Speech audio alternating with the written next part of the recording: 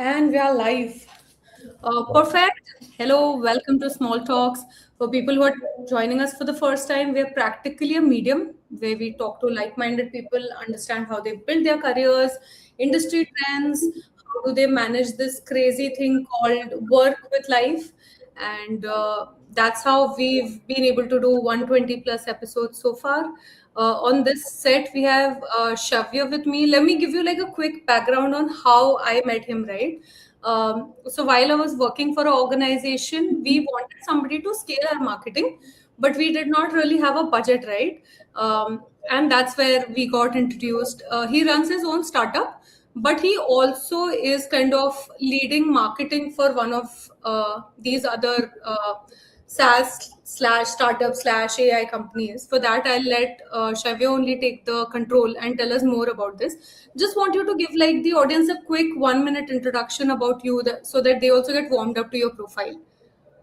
Yeah, sure, Krishna. First of all, thank you for hosting me today, and really excited for this. And I did not know you already have launched 120 episodes. I thought it is just Yeah. initial part of what you're trying to start out. But excited to be here. Yeah, we met around 2, 3 years back, I guess, 2 years Yeah. back. Yeah. 2 years Uh, back. 2 years back, yeah. So I started my journey in consulting, and then somehow, so everybody in the college told me that okay, consulting is the career you should go for. That pays you the most. That has your lifestyle will change. You'll travel a lot. You'll meet great people.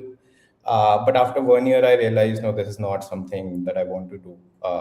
So I usually judge these things by looking at people who are already there in that career for 5 to 10 years. So then I switched to marketing. It's been 8 years now.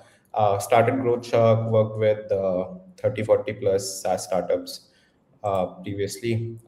Currently, I'm the VP at Procall and leading all the non-tech initiatives, be it marketing, be it sales development, be it implementation. So yeah, anything and everything non-tech. That has been my journey. So background is tech. I'm an engineer, by the way, but doing everything non-tech right now. Fair. Let's start with the first question because you just ended with that, right? A lot of techies, so I'm also a techie by degree at least, if nothing, but I think that kind of inculcates a DNA in us, right? It's very difficult for me to explain it to people when they ask me engineering ki kaise change ho gaya, right? I can't explaining it to people in words, right? If you could share your journey, like after you did your engineering, what triggered you into this direction? Or was this always a natural choice? That can also be a case, right? So natural choice, I think, for most of India is to do engineering first, Yeah. and then figure out what you want to do. And within the first 2 years, I realized, okay, this is not something that I want to do.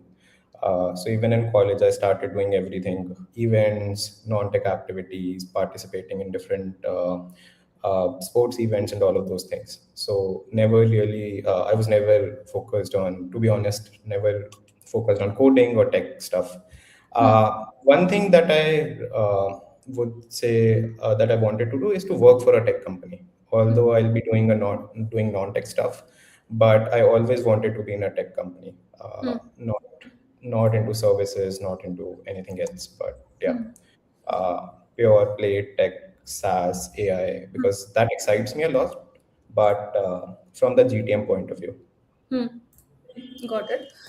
But so tell me something. What were some of the skills you picked up from tech when you moved to this new role? Like, were there any overlapping skill sets or completely different? Overlapping skill set, I would say, is to so I can easily understand products, which Hmm. I feel whenever I talk to people from non-tech backgrounds, they're not able to understand products so well.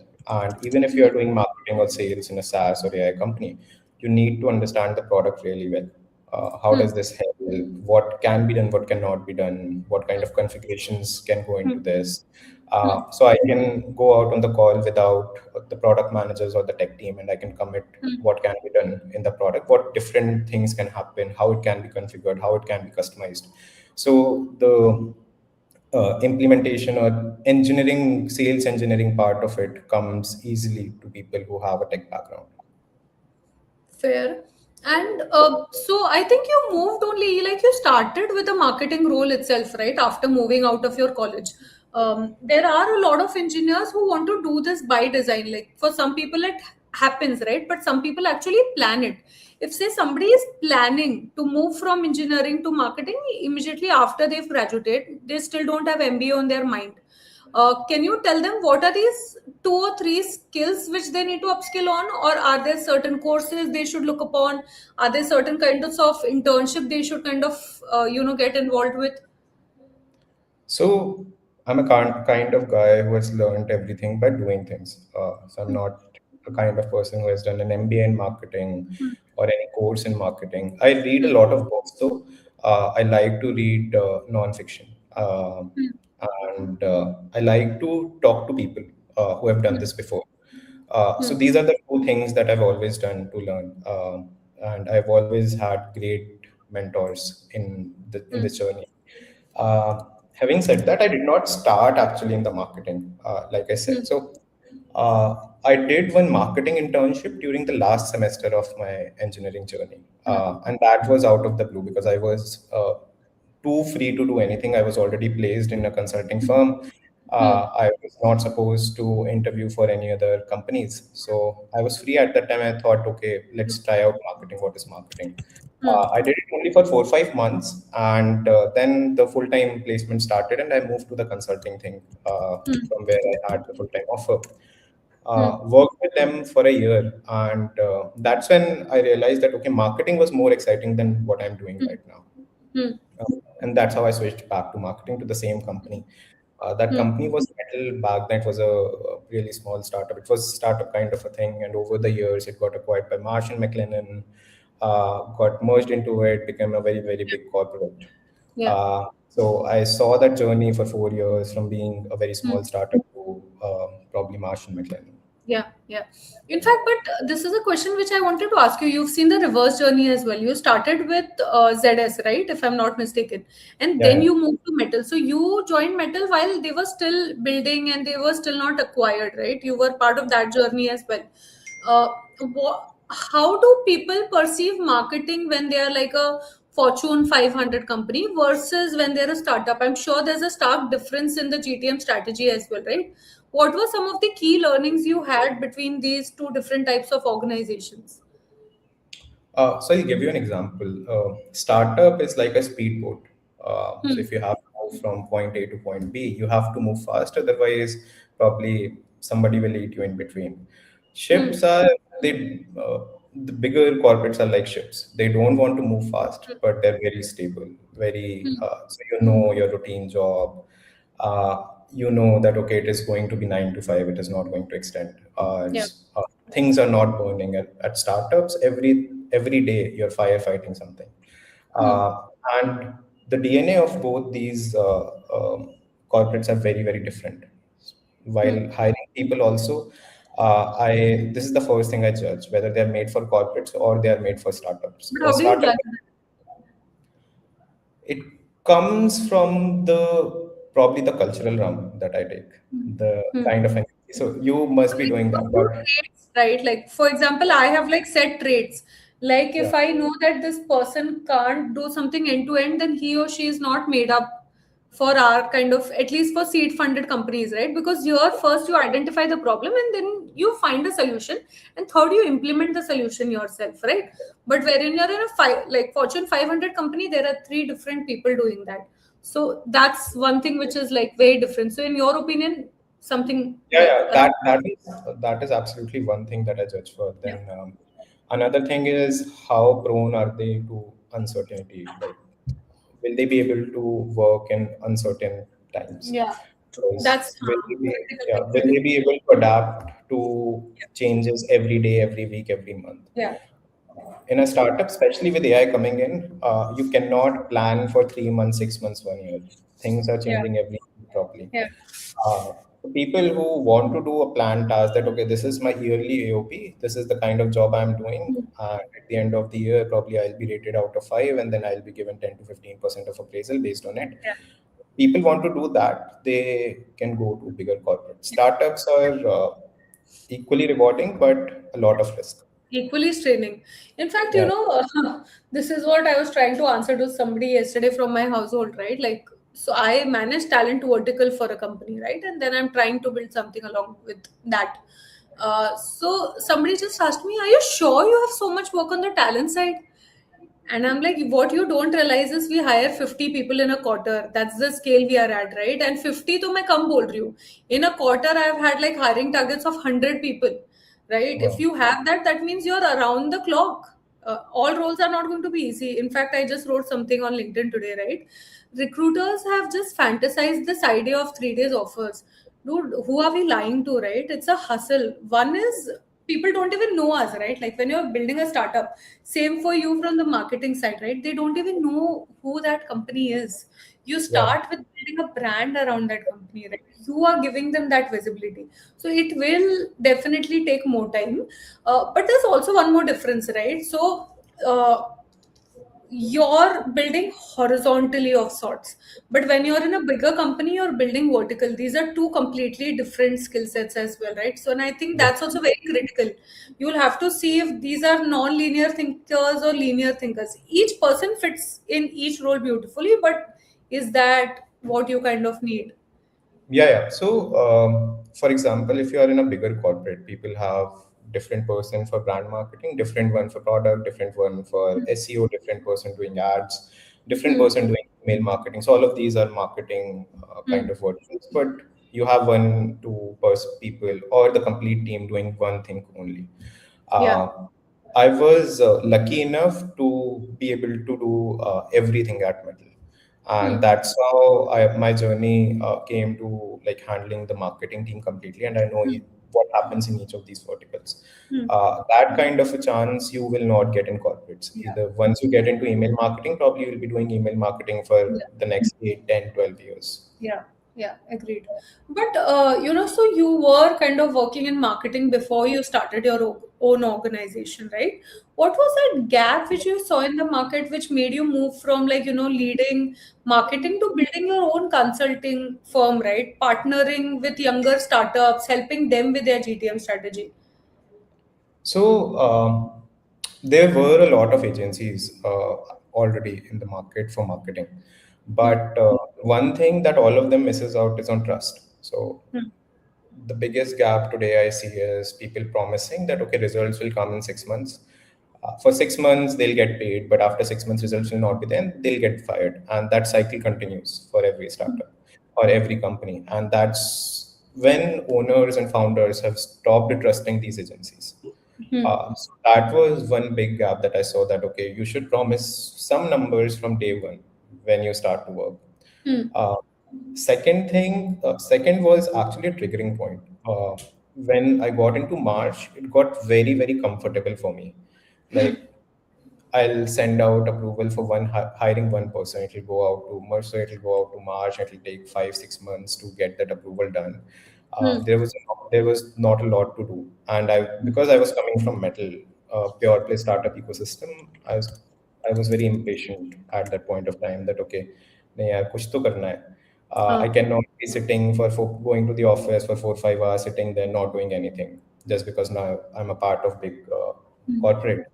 Hmm. And so I decided that okay, I need to do some side hustle, and that's when Bodhisattva got started. Hmm. Fair. So you're aware of this lecture on tap concept, like fishbowl sessions where people just come up, get together, speak about topics. I do, yeah, Yeah. fishbowl sessions I've done. So I had like a similar question around it, right? Like if you were to do like a similar session for like say the marketing community, what's that one controversial marketing opinion you'd want to throw into the ring? Actually, I have a few of them. One is if you Top have three. been seeing, yeah, yeah. The top one would be if you talk about the current situation. Hmm. Everybody is writing some posts that okay, I use this Claude prompt, I use this Clay workflow, I integrated this N8N workflow that helped me get 200 meetings in a day in two Yeah. days. Yeah. I can assure you, all of these posts are fake just to get the engagement, Agreed. and people are actually commenting on it. So the last line would be comment Claude to get this probably Yeah. prompt. and people are actually commenting on it. I've seen the biggest head of marketing, CMOs, founders especially. Founders Yeah. are commenting on it that, okay, give me this post. What is the prompt? Uh, if one prompt can get you 200 meetings, I don't think marketing or sales people would exist in this Hmm. ecosystem anymore, Hmm.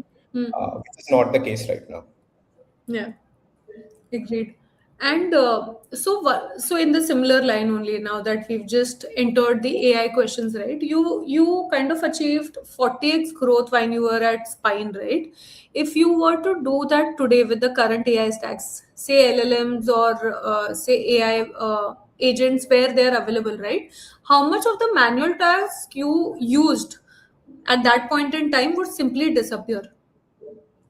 So at the same scale at Spine, we were a marketing team of 15 people. Hmm. Currently, at Topal, we are operating with 4 team members, I guess. Hmm. Uh, and we had an AOP where we decided that, okay, we are going to double down this team. We'll Hmm. have 12 to 13 members. And we are already Hmm. sitting in April. And I haven't hired a single person. So that kind of speaks of the manual tasks that have been automated. But having Hmm. said that, the people that I have in the team, 4 to 5 people, they're Hmm. really smart. They know how to use AI, where to use AI, what Yeah. decisions they should take, what kind of content they should write, what kind of content they should get written Hmm. uh, via AI.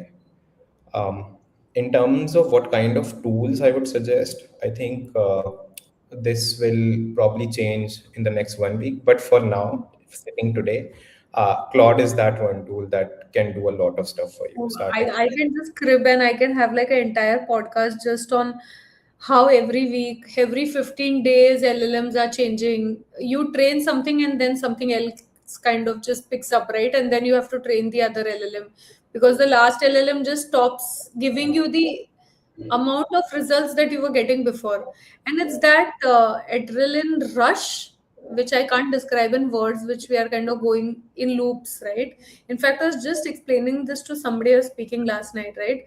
They're like, we suddenly just get demoted. I'm like, yeah, of course, because you're getting answers at your click, right? What are you expecting? This is going to happen to you. Yeah. So I think that's also one challenge. But with AI automating, like you also kind of help interview vector with their marketing, GTM, etc. Right? So the product in that space. With AI automating, like most of the screening process, what is that one AI able like un-AI able trait that you think candidates can double down during interview process to make sure Uh, that they are the top 1 percentile of sorts? So I think the most time that I've seen the HR team spend are on screening for the first Hmm. round. Hmm. Uh, Resume screening got sorted a few years back, but the first Hmm. round of telephonic screening still remains a problem to solve. Yeah. And that is one thing that I think AI will soon automate. There are a lot of AI HRs that are coming in, Yeah. but Yeah. haven't seen them working out till now. I have tried most of them. Uh, Yeah. Same happened with AI SDRs. So people said Hmm. there'll be AI SDRs who Yeah. will do cold calling across US, across Yeah. India, and book things for you. Yeah. But that never happened. So I'm still, I'm yet to see the AI HR part to succeed. But that Yeah. is where the most time is spent. For cultural round, for technical rounds, I don't think AI can automate that because obviously, if I am handling my team, I need that person. There were a few qualities that I specifically look for that AI Hmm. cannot automate. Hmm. I need to have some kind of vibe match. I need to have some kind of cultural match, some kind Hmm. of working style match to hire Hmm. that person, Got it. which AI can never do. So I would need to take that one round with that person. But screening rounds, I think that can be automated. Hmm. Yeah, I think that more or less people are doing. But with screening also one, because that's kind of my bread and butter. One problem which people are still facing is AI hallucinates. If you keep rejecting certain kind of profiles or if you keep clearing certain kinds of profile, end of the day it is supposed to learn from you and act, right? Because of Yeah, that, at times it hallucinates as well, and certain times discrimination also cannot be controlled. Because yeah, as a hiring manager, I may have my own biases, right? yeah. AI is learning those biases from me. That still is kind of tricky. Yeah, absolutely. And that's why I said I haven't seen it succeeding till now, but Yeah. hopefully it might happen in the next 1, 2, 3 years. But Yeah. haven't seen it till now. Yeah, but like I'm sure that most organizations you're today consulting via Growth Shark must be asking you to change your GTM strategy with kind of getting that AI flavor. Has that started happening? So that has already been happening. So I'll give you an example of Procol only because I'm Hmm, deeply involved there for hmm, marketing activities. hmm, There are tools that have come in that are really hmm, smart. So, for hmm, example, we were doing email marketing from some tool hmm, that has completely faded out in the last hmm, 1.5, 2 years, and I see that their path is like downward trend hmm. across the industry. And there are these new email marketing tools which are doing extremely well with AI. Same goes for your prospecting, same goes for your intent identification, contact identification. So all of these tools are getting smarter and smarter. So you need to get your GTM tech stack updated every now and then. Got it. And one more thing which I wanted to understand from the GTM angle only, right? You've prepared multiple GTM strategies so far, right? Today, if you were a founder who is still growing, right, does not have that much budget to kind of hire, like, say, a marketing person in the team, what would those top three strategies which I should use as a founder in today's era? So it completely depends on the kind of company you are building. So that Hmm, question comes in very often.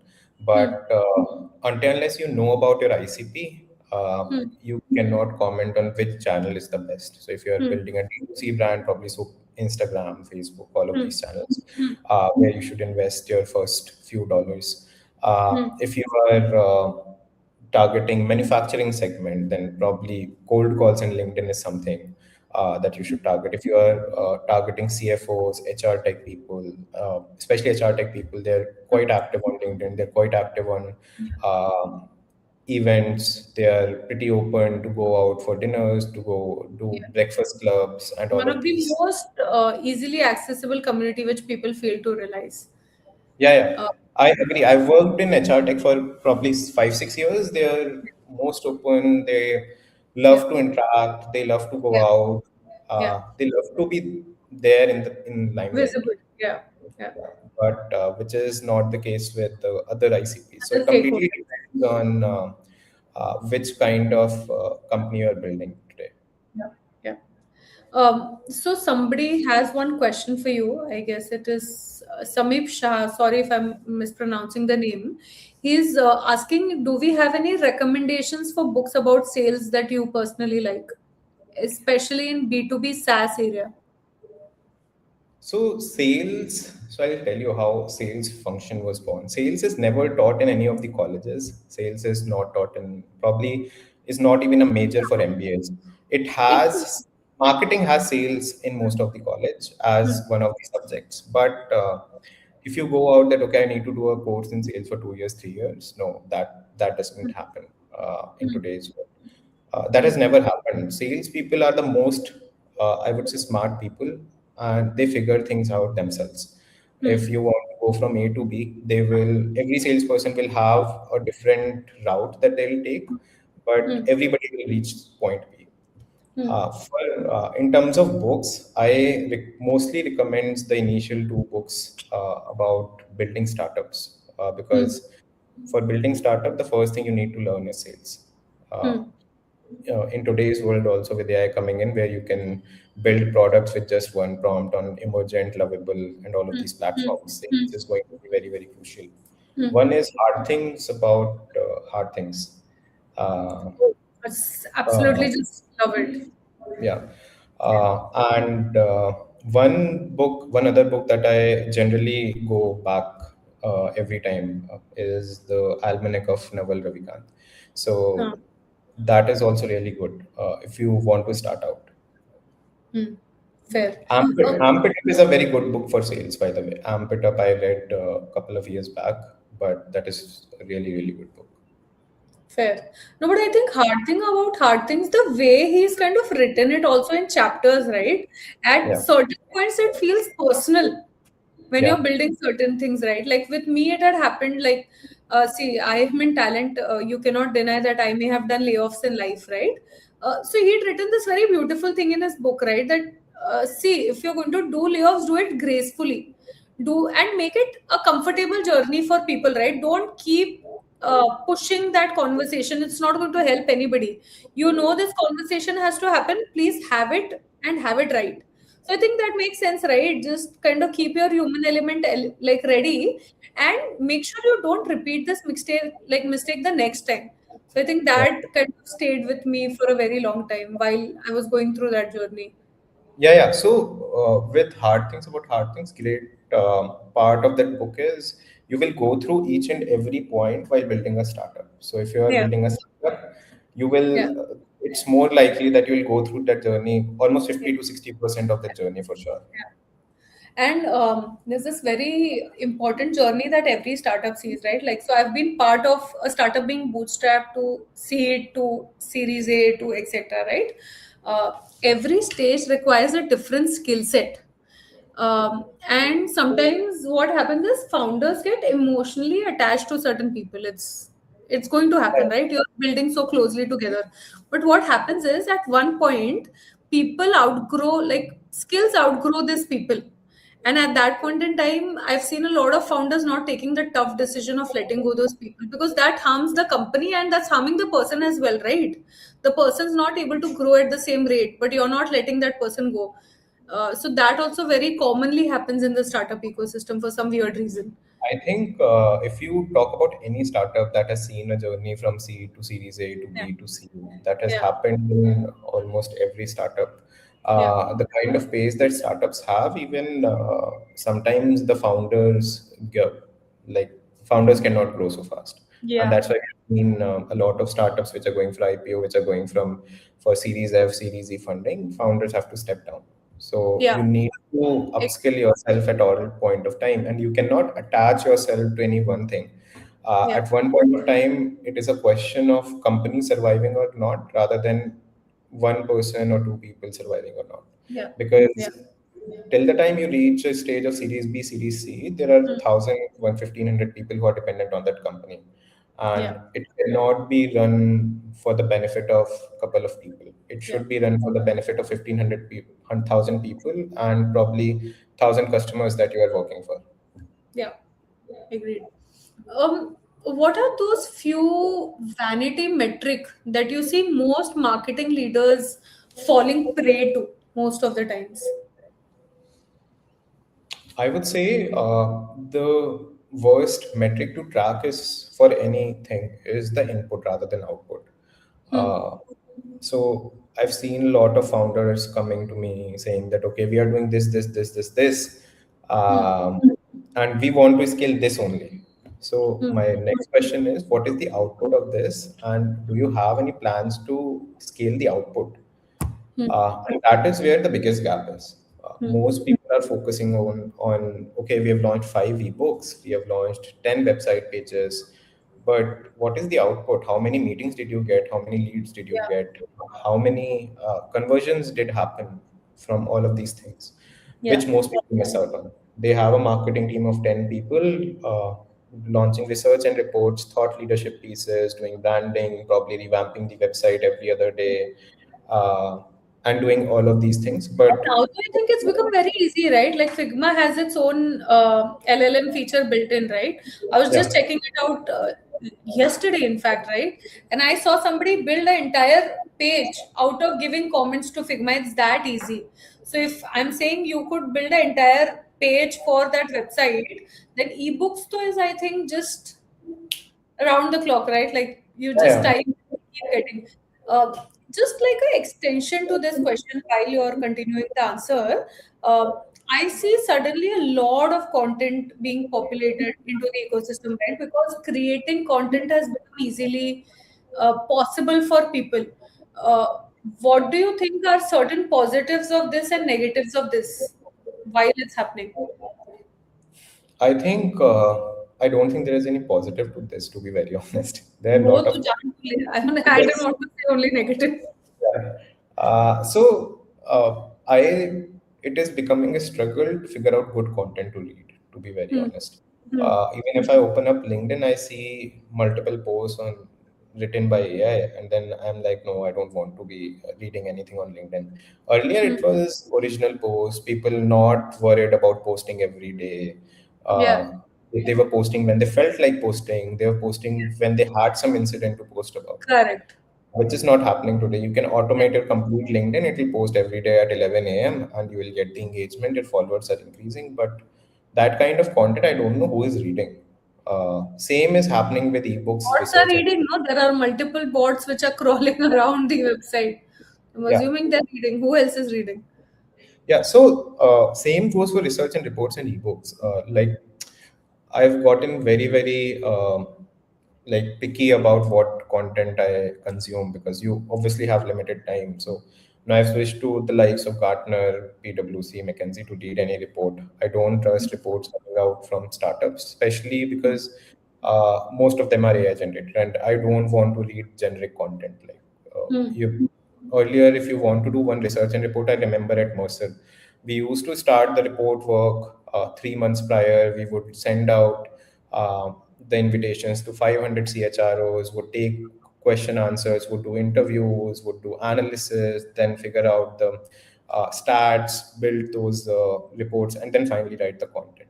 I Hmm. don't think Hmm. that is happening now. You can put one prompt on Claude or ChatGPT, you'll get the report. Yeah. And that's very generic. There are no, because there That's are not no our humans. opinion, no? It's going to be Yeah. vanilla. Yeah. So you're not getting any insights out of them. Hmm. So I'm sticking to mostly the consulting reports or the likes of Gartner Forrester to consume content because that is something where you will be able to get industry trends. Hmm. Chat GPT or all, it's like very generic content. Hmm. Yeah. But having said that, that's a necessary devil, right? All of us are using it as much as we want to kind of blame it, right? Uh, could you tell us the top three tools that you are currently using daily in your day-to-day life from the AI side? I'm using Claude a lot actually. Hmm. So I have Claude Enterprise version, and I use Hmm. it for my emails, my probably for documents, designing workflows. That Hmm. is one tool I've been using. Then I use the marketing tools. Other ones are mostly the marketing ones, not around productivity. I use a few note takers though. I've started Hmm. using a lot of note takers because you're having 8 to 10 meetings every day. You've At the tried end, Notebook LLM, like the one which kind of yeah, Gemini.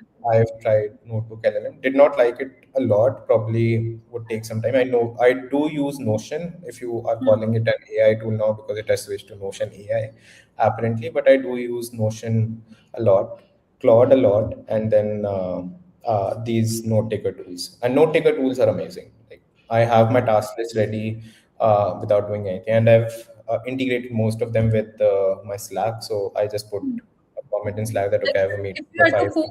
like pick up any one note taker tool that you think has helped you really figure out your productivity, which like note taker would you pick up?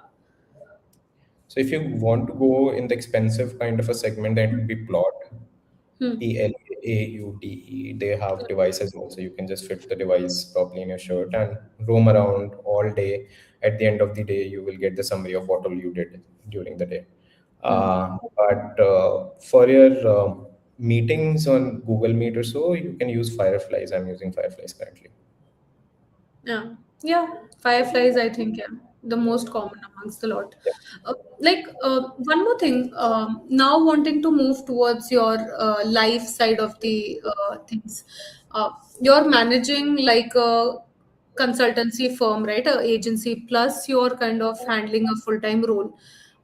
It might definitely be getting overwhelming at times, right? How do you balance this out for yourself? So, third thing to add there is I recently got married. So in Huh. December, so that is also like Congratulations. Welcome thank you. to the gang. Thank you. But that has also taken a lot of time. But one third, one third, one third. I'm trying to divide my time. Uh, most part of the day, I try to do only the strategic part, the planning part. Hmm. Then I have a team that is good enough to implement it. Hmm. Uh, but I would call myself a workaholic because I've been working for 14 to 12, 14 hours every day for the last 8 years. Hmm. So during my conversation with Gaurav also from Procoil, when he asked me, why are you looking for a VP kind of a role? You're just 7 years experience. I told him it's not about the years of experience. It's about the experience in years that I have. Hmm. For 7 years, I have been working 14 hours, so that is almost 14 years now that I've already worked. Hmm. So that kind of a journey I've had, Hmm. and like I told you, for Mercer, for probably 6 months, I did not have any work, so I started Roadshark. If Hmm. I won't have work, probably I'll start something new again. Probably third thing, fourth thing, but I need to be working. Got it. But tell me something, with kind of AI coming in, a lot of founders feel like they can just kind of do all the marketing by themselves, right? I'm sure you must have heard a few founders say that. How are you making sure that your agency still is relevant in that? Like any changes that you've done, or you I still think continue to do what you're doing? processes wise, reach outs wise, a lot has changed, but I would say the opposite is true. GTM is going to be more relevant than ever because making products or developing products is getting easier and easier. Hmm. Even non-tech people can build products now. Yeah. How do you figure out the GTM is going to be very, very crucial. Hmm. Automating the reach outs is not what marketing does, or they were doing manually. That was not the case. Marketing is all about branding, your ICP identification, your market research, your reach outs. Reach outs is only one part of it, and then finally figuring out what is working, what is not working. And even for so to give you an example, even to rank in these LLMs, you need a marketing company. Claude cannot make you rank on Claude. ChatGPT cannot make you rank on ChatGPT, obviously. Yeah. So Yeah. you need somebody who can guide you how to rank on ChatGPT. Hmm. It's not ranking on Google is not enough anymore. So you still need people for GTM. I think I think smarter people, and who know how to get more stuff done with the AI. Agreed. Fair. Now tell me something. Like I have met a lot of marketing people because of my role, right? But for some reason, I don't see a lot of them being smart. Like for example, there are very few people who actually create a lot of ideas around marketing, right? If as a talent leader tomorrow I want to go and identify these skill sets in these people, how can I identify it? Whether this person will be good at ideation, whether this person will be good at creating uniqueness, right? Like what is it at the end of the day? What is Zepto doing differently, right? Zepto is creating a brand position for itself in a way where every time maybe when you see purple, you'll remember Zepto in future, right? Like to give one small example. If I were to kind of try and convert this into when I'm hiring a marketing person, what should the top three be in my mind? So that is very different for B2B and B2C. B2C is mostly about brand building, your brand identity, all of these things. Talking about Zepto, even Zepto's most of the marketing team is from Zomato. So I really Hmm. appreciate the marketing team at Zomato. Hmm. Those are the same people who are now building Blinkit and Zepto kind of things. But that is a completely different skill set that you need for B2C. Hmm. If you are talking about B2B, the skill set is completely different. So let's Uh, take like two from B2B and two from B2C, if you could give us that. yeah, so one trait will remain common, that is implementation. Hmm. So there are a lot of marketing leaders I see today who have all the ideas in the world, who know how to market themselves, but they Hmm. don't know how to market the products, Hmm. or they don't know how to get them implemented. Uh, Hmm. Reason being, so it might not go very well with a lot of people, but they never did any groundwork. So Hmm. they never probably ran an email campaign. They probably never wrote a thought leadership piece themselves. They never did SEO themselves. So they don't know what happens at the ground level. Hmm. But what because they've studied in biggest of the management colleges and they reached to that position after 15, 20 years of Hmm. experience, they know all the word talk that Hmm. okay, we'll do this will happen, we'll do this will happen. And that is what mostly happens during the interviews. They'll give you 50 ideas, they'll give you hundreds of paths to that you will be the biggest brand in the next 1 or 2 years after hiring them. But the groundwork never happens. So Hmm. implementation is one thing for B2B or B2C that this person should know. If you Hmm. are leading a team of SDRs, you should also know how to do email marketing. You should also know how to do cold calls. If you yourself don't know how to do things, you cannot train your team to do things. Hmm. Yeah. Uh, so that is one thing that remains common. Apart from this, B2C is more about your brand identity. Hmm. What kind of brand identity you can build, what kind of color themes, the fonts, the creative newspaper ideas, creative reels, Yeah. creative LinkedIn posts you can figure out. In B, how creative you are generally. In B2B, it's completely different. How do you understand how well do you understand your ICP? What are their problem statements? Uh, how can you portray yourself as a thought leadership in front of those senior folks who probably VPs or CXOs of billion-dollar organizations that they Hmm. think that okay, you're a thought leader in this space. You're not just a startup who's starting out in the last 5 to 10 years. So Hmm. these are the two different skill sets that are needed in B2B and B2C. Got it. With the current AI scenario, etc., community GTM seems to be picking up a lot, right? What are your views on this? Because one, it's a burning channel, right? Second, it takes a lot of time to build as well. It's like not a cakewalk that you just build something today and tomorrow, people are going to be crazy about it. So community is one channel that takes the most effort, that takes the most time, but once it kicks in, it Hmm. is kind of an eternal channel for you. Hmm. So community is something that you should start working on day one Hmm. because you know one day it will work out for me. Hmm. For tech companies, probably it will be a group on these Telegram portals and all. Hmm. For HRs, it is going to be probably a WhatsApp group for to have a community for sales as well, Hmm. where you are interacting, you are organizing small meetups, where you are doing podcasts, you are doing few internal events, but you are engaging with people. Hmm. It Hmm. will take time, but once it is there, probably if you have built a community of 10,000 HRs in India, you are already there. People trust you. People knows about your brand. You don't have to do a lot of GTM apart from Hmm. that one group. If Hmm. anybody would need a product that you are selling, they'll come to you for sure because Hmm. you're always on top of their WhatsApp chat and you're always on top of their mind. Hmm. Tell me something what you should not do when you're building your community. So one thing is not keeping it very generic. The Hmm. reason people stop engaging in communities is because they don't find like-minded people in that Hmm. community. Hmm. So you have to make sure that whenever you are building community, you are very picky on what kind of people you need for that community. There will be somebody in, so giving a very random example, there will be somebody on that community that sends out probably WhatsApp forwards, Hmm.